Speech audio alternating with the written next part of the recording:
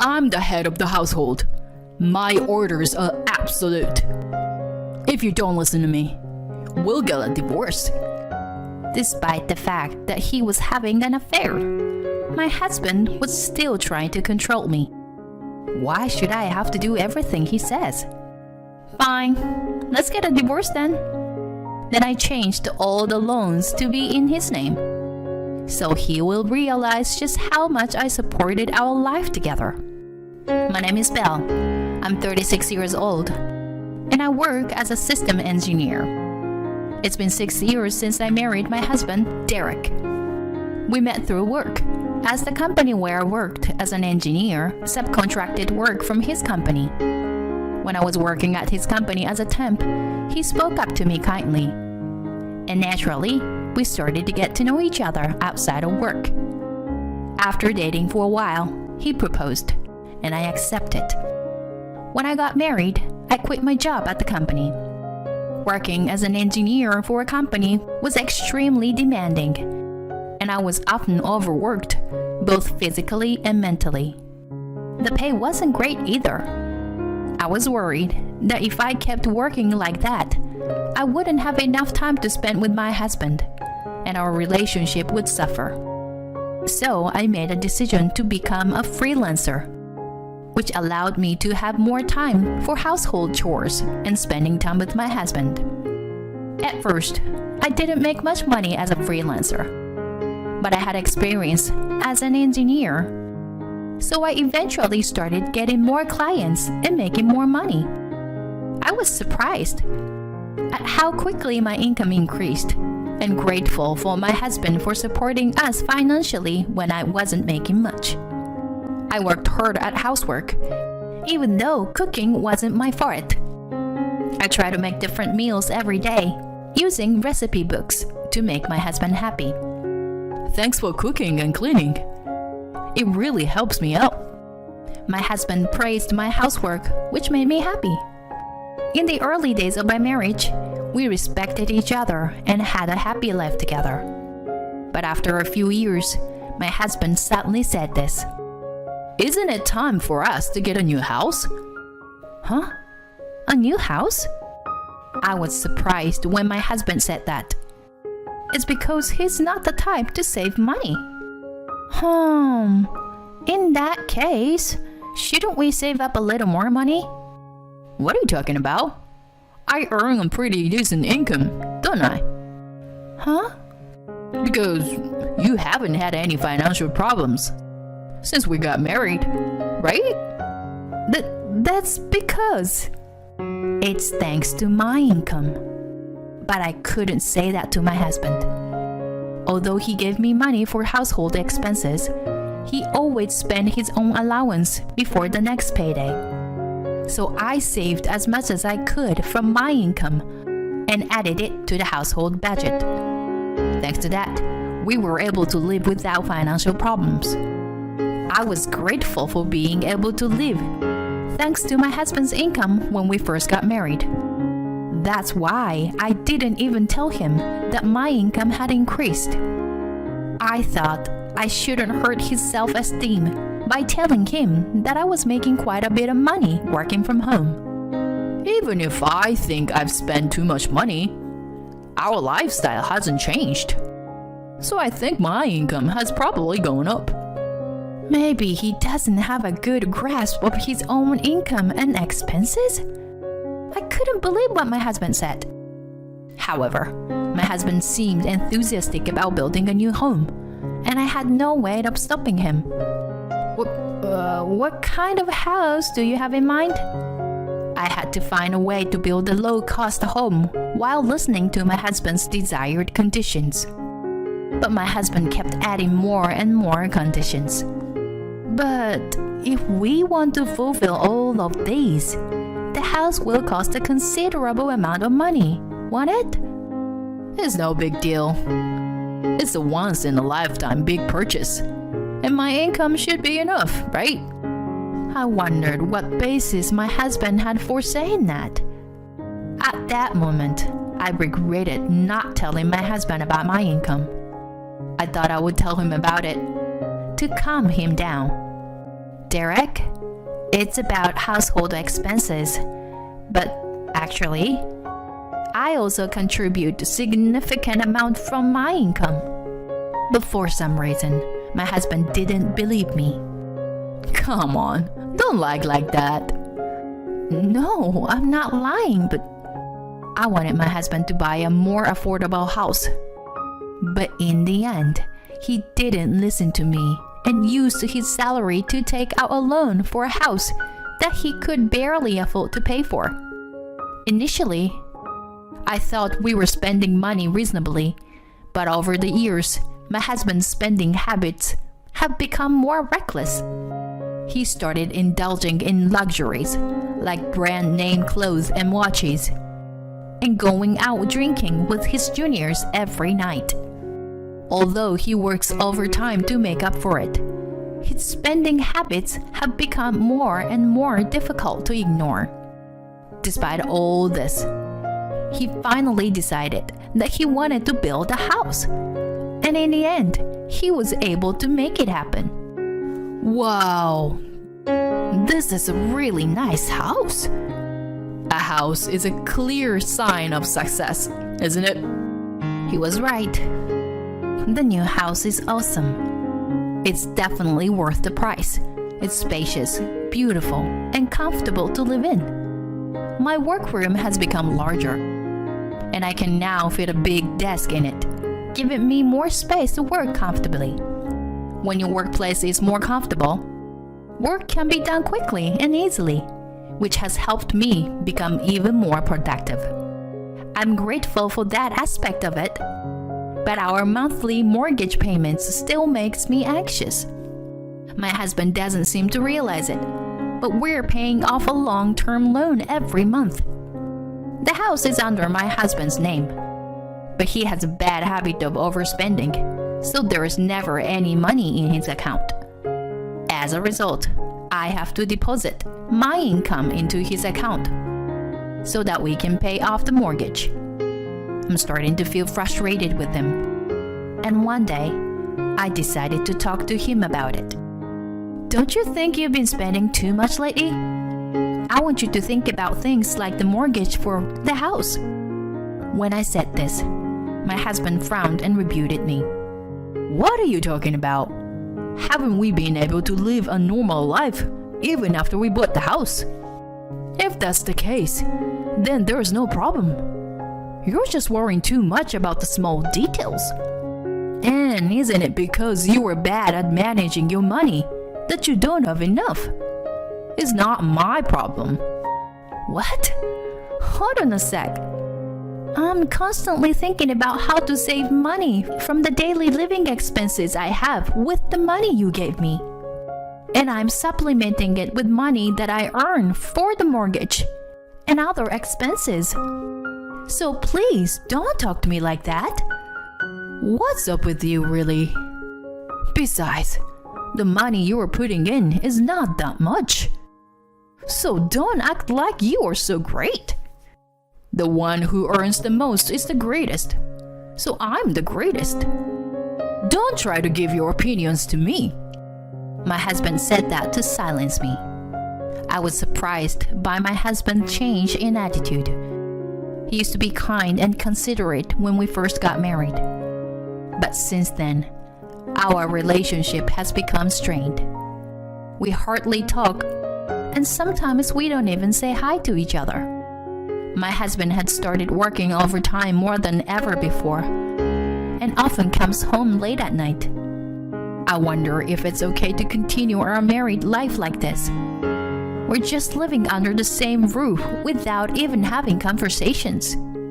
If that's the case, it might be better to get a divorce. But if possible, I wanted to reconcile with him. After thinking about it a lot, I decided to take the initiative to reach out to him. However, my husband shattered my determination in an instant. It happened when I went to town to buy a birthday present for a friend. It was a weekday, and my husband should have been at work as usual. But I found him in town, wearing his regular clothes and walking with a young woman I didn't know. I couldn't believe it, but I immediately thought it must be an affair. To find out the truth, I decided to hire a private investigator. About 3 weeks later, I got the results of the investigation and went to the detective agency. My husband was indeed having an affair. The woman was his colleague at work. And surprisingly, their relationship had been going on for about 2 years. I understood the reason why my husband suddenly started spending extravagantly and coming home late due to overtime about 2 years ago was because he was having an affair. I was immediately filled with anger towards my husband. After all the verbal abuse he had thrown at me, he was the one having an affair. I felt pathetic for trying to protect his self-esteem and our marriage. I decided to abandon all my doubts and take action immediately. When I rushed back home, my husband was sitting on the sofa watching a sports program. I stood between the TV and my husband and spread the evidence of his affair in front of him. "Explain this." When I showed my husband the photo evidence, he seemed surprised for a moment, but quickly changed his attitude. "Oh, that's Meg. She's my new wife." "New wife? What are you talking about?" "Well, now that you know, there's no point in hiding it. Unfortunately, you are no longer needed." "What are you saying?" "Frankly, I no longer have any use for you in my life. But Meg doesn't want to do household chores, so you can stay and do the housework for her." "What? Are you crazy? I would never do something like that." When I said that, my husband's face turned red with anger. "I'm the breadwinner in this household, so my orders are absolute. If you can't listen to me, then it's divorce." Despite having an affair, my husband was still trying to control me. Why do I have to listen to him? Fine, let's get a divorce. Huh? First of all, you had an affair, so we can't continue our marriage like this. Let's just get a divorce already. My husband was taken aback but soon agreed with me. "Oh, all right.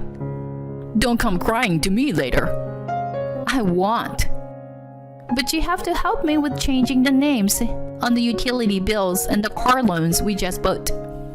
Soon, I changed all the loans into my husband's name and divorced him. He probably thought it was over, but for me, it was just the beginning. You should realize how much I supported your life. The day after the divorce was finalized, I was already relaxing in my new apartment. Then, I received a bunch of calls from my ex-husband. Since he had not yet paid me any compensation, I had not blocked his number. When I answered, he sounded flustered and said he needed to talk. I reluctantly agreed to meet him at a cafe, but he brought his mistress with him. "Well, you two look great together. What's going on?" "Why didn't you tell me? Every month, a large amount of money is being deducted for loans. And why? Are the food expenses, car loans, utilities, and everything else so high? What are you trying to do by pushing all of that onto me?" "Huh? I divorced you and left that house. So that's only natural. I don't have any other intentions." "Shut up. This is fraud. I'll sue you." My ex-husband and his mistress glared at me while holding each other's arms. They both said it was my fault. But I couldn't give in to such ridiculous accusations. "It's your fault for not understanding the situation properly. I showed you various documents, didn't I? And since the loan for the house was originally in your name, it's only natural that you should pay for it. Until now, I've been putting the necessary money into your account." "How can you? with just small income, put in that much money? As an ex-husband with poor comprehension skills, I explained everything to him. I was earning money as a freelance engineer. Currently, my annual income is around $200,000. What do you think? Is that true? Upon learning that I was earning much more than him, my ex-husband was surprised. But whether you know it or not, it doesn't matter anymore. More importantly, since I haven't properly claimed compensation yet, I will do so through a lawyer. Or are you trying to swindle money from us? I'm just using my rightful claim. I will also make claims against your mistress. That's... Then I received compensation from both of them for the emotional distress they caused me. By the way, the woman my ex-husband had an affair with was devastated to learn that he wasn't using his own money to pay for the loan.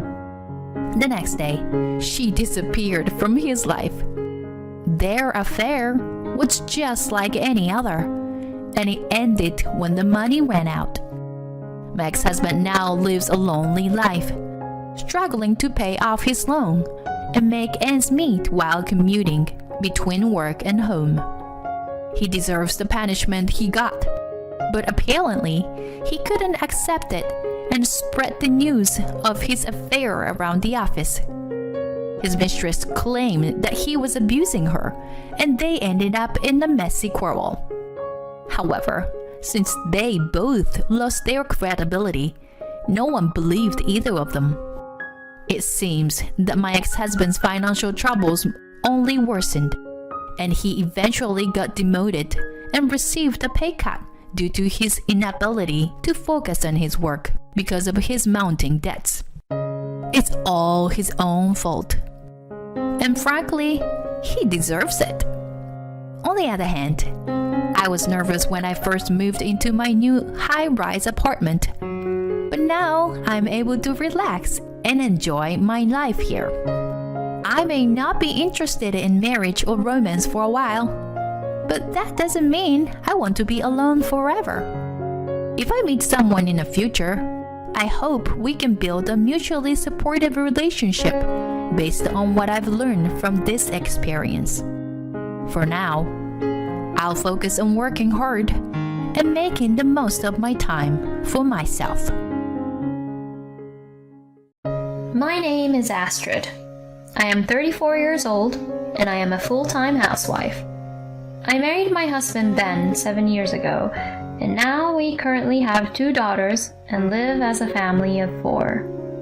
Both my daughters, Maya and Millie, are really cute and adorable, and I am very happy that I get to be with them every day.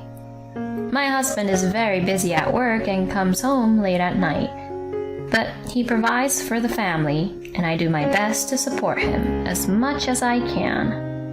Of course, we argue at times, but we're not that bad as a married couple. Our life together as a family of 4 is basically peaceful. However, there's one issue that I just can't stand, and that is my mother-in-law, Francine. Francine is a typical terrible mother-in-law type, and from the very beginning of our marriage, I was being bullied by Francine as her daughter-in-law. Oh, Astrid, what is this meal? It's so tasteless. Francine would put more salt and broths in my cooked dishes. But if Francine does that, it doesn't bring out the flavor of the ingredients at all, does it?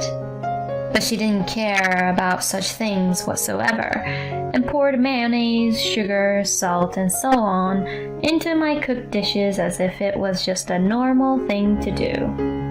But if I had made all the meals according to Francine's taste, it would have tasted too strong, and I wouldn't be able to eat it much. This happened frequently whenever I visited my parents-in-law's house. And Francine kept pressuring me from the beginning of our marriage, chanting like a spell, "Are you pregnant yet? Are you pregnant with my grandchild yet?" She stopped saying that after the birth of our daughter, but after the birth of our second child, she began to say another terrible thing. Still no heir? If you're not pregnant with a boy, then there is no point of you being my eldest son's wife. When are you going to have your third child? If you don't give birth to a boy, you being my eldest son's wife is worthless. My goodness, you really are a useless wife. If you don't give birth to a boy, your existence is just pointless. I've just had enough of Francine's ridiculous comments. No matter what Francine says, she always ends it with the phrase, if you don't give birth to a boy, your existence is just pointless. I mean, I had 3 boys. How pathetic can you be? There must be something wrong with you, right? Why would Francine say such terrible things to me? I have 2 daughters, so there's nothing wrong with me at all. And in what kind of generation does Francine live in, saying that the baby had to be a boy? Children are precious regardless of whether they are boys or girls. These thoughts grew and grew inside me. And when I could no longer stand it anymore, I talked to my husband about it. I can't stand Francine just bullying me. I don't want to go to your parents' house anymore. Okay, I understand. You don't have to visit my parents' house anymore. But you should show up at least on Thanksgiving and New Year's. Fine. I really didn't want to see Francine on Thanksgiving and New Year's, but as expected, my husband is the eldest son, so I had to attend in order to make my husband look good. But with these conditions in place, I was able to avoid being involved with my in-laws as much as possible. But a little while later, my husband started coming home much later than usual. He usually comes home around 8 p.m. because he is busy with work, but lately it has been around 10 p.m. My husband says that he is working overtime and going out drinking more often for work, but I am not sure what is really going on. Because of him coming home very late, my daughters have hardly seen him for a long time. Daddy's not coming home today either? He says he's busy at work. It's very late, so let's just go to sleep now, okay? My daughters seem to miss their father very much. So that's why I said this to my husband one day. Hey, can't you make a day when you can come home early? Even if it's just for a little while? Our daughters miss you so much. But my husband responded in a very irritated manner. Huh? Who do you think I've been working this late for? I'm not playing around. You've been too easy on yourself lately, haven't you? You've been telling me about your issues with Mom. Excuse me? You just demand too much from me. If you're the housewife, you should take care of the kids and the house by yourself. To be honest, I was surprised at how my husband got angry at me. I only asked him to spend time with our daughters in the first place. So why did he have to say that to me? Little by little, a rift began to form between my husband and I. Then I had a chance to use Francine during Thanksgiving, and she was still picking on me. And Francine was not only bullying me, but also at her second son's wife and her third son's wife. You all better get in the kitchen and start getting ready. Oh, you're so adorable, my little Timmy. By the way, Francine's second son has a son named Timmy. Francine's third son just got married, so she hasn't mentioned anything about a child yet.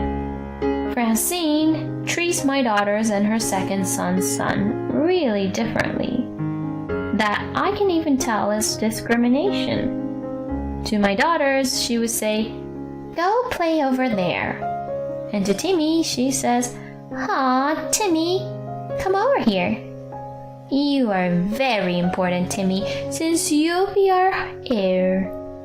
Francine's second son's wife, Lorna, and third son's wife, Callie, and I were a team just because Francine harassed all of us. She really changes her attitude so blatantly. I didn't even want her to decide that Timmy would be the heir without my permission. Yeah, that's really terrible, isn't it? The reason we are united includes the fact that our own husbands were not at all paying attention to us. Even though their own wives were being picked on, the husbands are completely oblivious to it, just drinking about and being lazy.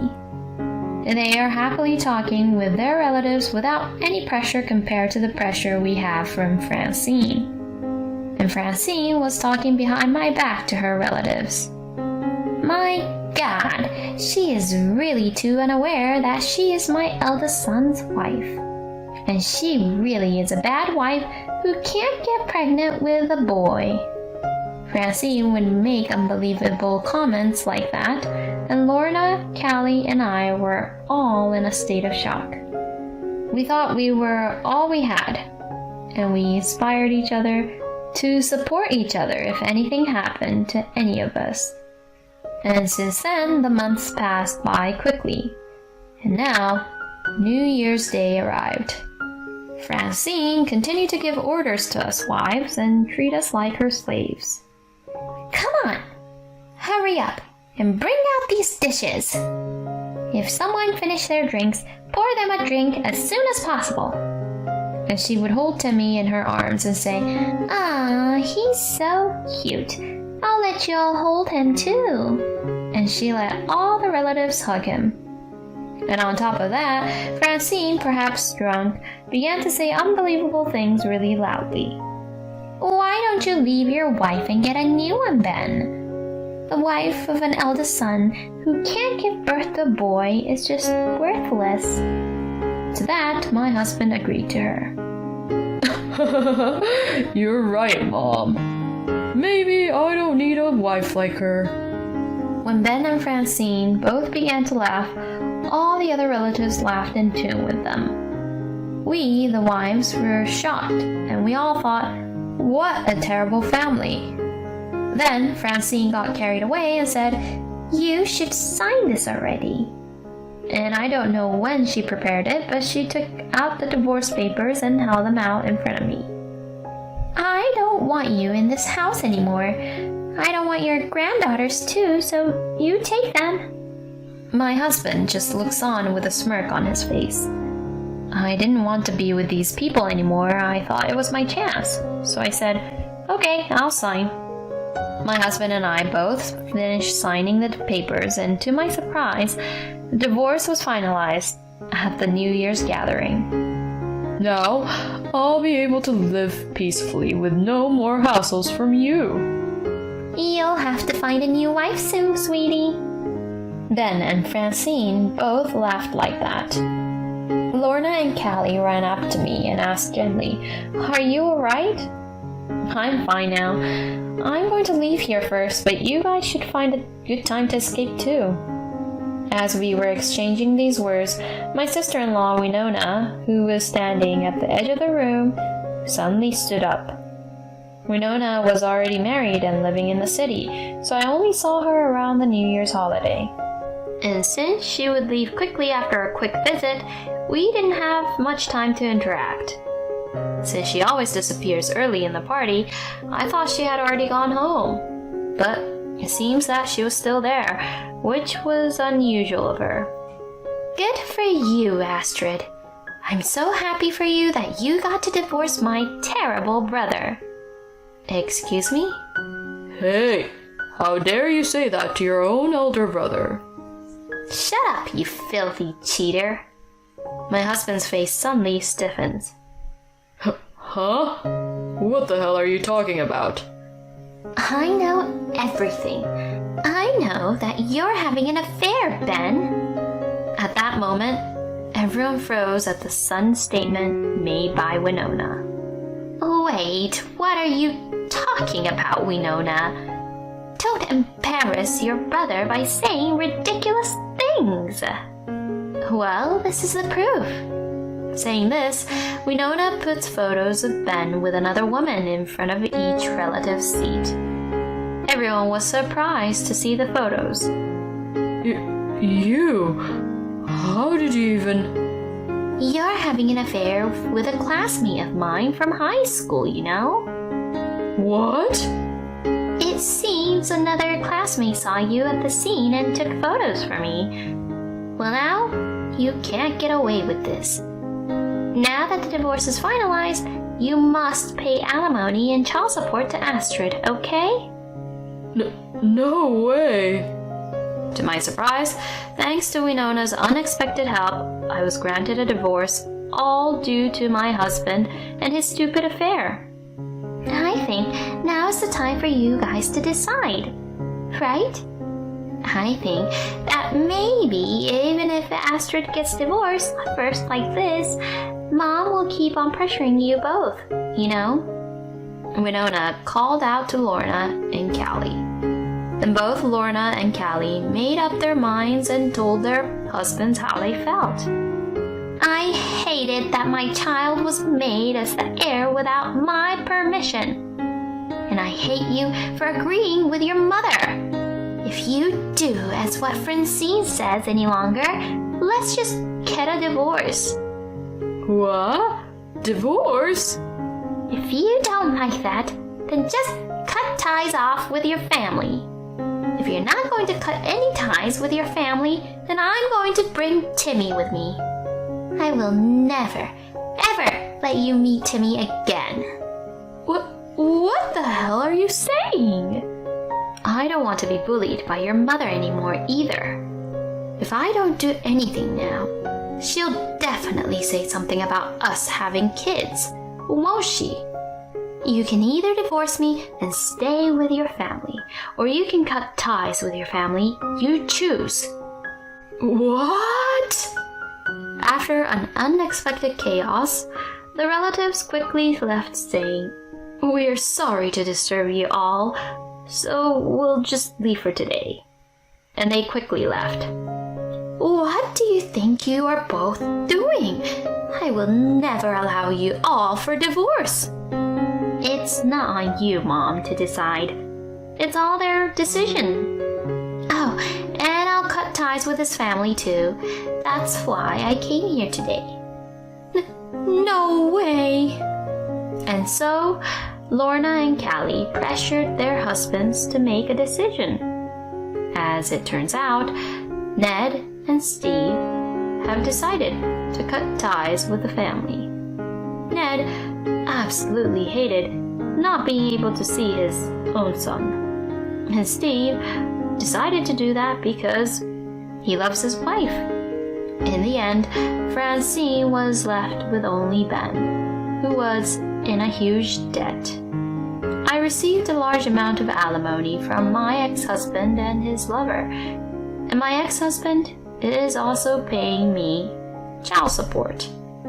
And my ex-husband's lover hid the fact that she was married and refused my ex-husband's marriage proposal, saying that she could not marry Ben.